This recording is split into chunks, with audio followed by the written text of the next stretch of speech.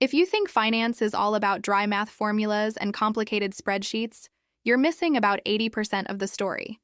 You see, money isn't really about how intelligent you are. It's about human psychology and behavior. Today, we're diving deep into the groundbreaking book, The Psychology of Money by Morgan Housel. I promise, this book will fundamentally change how you view wealth, success, and even happiness. We're going to summarize the 3 timeless lessons on how money truly works, so get ready to learn the secret. The wealthiest people aren't always the smartest. They just have the best financial mindset. Let's jump into Lesson 1, the irrational power of luck and risk. Here's a radical idea. Never idolize anyone's success or failure, and that includes your own. Why? Because luck and risk are 2 sides of the same coin, and they play a much, much bigger role in our lives than we like to admit. Think about it. When you see a super successful millionaire, remember there's likely another person out there with the exact same skills, the same drive, who failed simply due to a bad roll of the dice, due to risk. Imagine you're trying to bake a cake. Your skill is the recipe and your technique.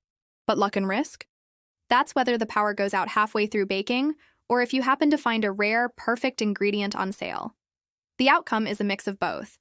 So what's the takeaway here? Since we can't control luck, we have to focus on what we can control.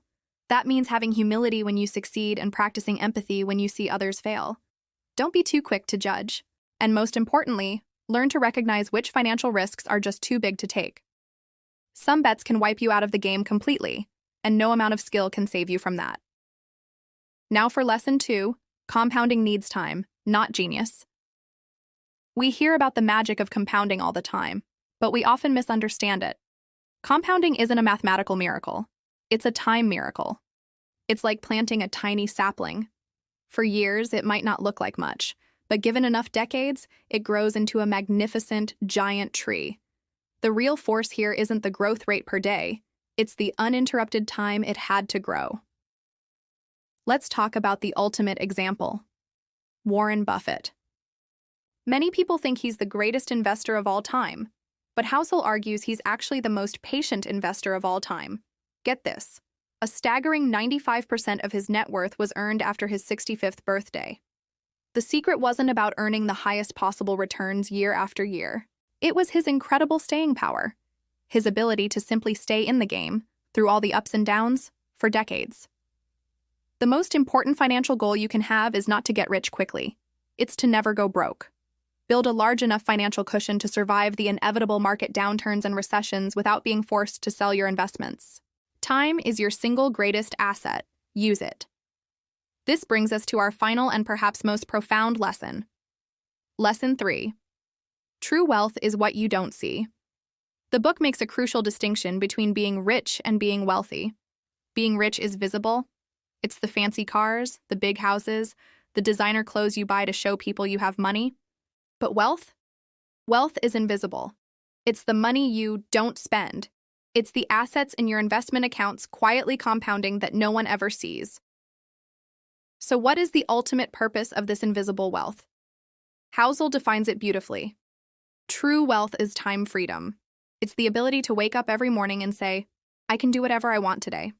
It's the power to do what you want, when you want, with whom you want, for as long as you want. Think about the harsh reality. When you buy an expensive car to impress other people, what you're really doing is showing them how much money you just spent, not how much money you have. You've decreased your wealth to increase your appearance of being rich. And honestly, the people you're trying to impress probably don't care that much anyway. They're busy thinking about themselves. So, let's bring it all together. Money itself can't buy happiness, but control over your time absolutely can. That's what true wealth offers. Remember the 3 lessons we covered. First, accept the roles of luck and risk in life. Second, survive long enough for the miracle of compounding to work its magic. And third, value invisible wealth, your freedom, over the visible trappings of being rich. Here is your challenge for today. Take a moment to define what enough means for you. Not for your neighbor, not for social media, but for you. How much money do you actually need to buy back your time and live life on your own terms? I'd love to hear your thoughts on the difference between being rich and being wealthy, so share them in the comments below. Thanks so much for watching. Don't forget to like and subscribe to keep exploring the books that will help you master your finances and your life. See you in the next video.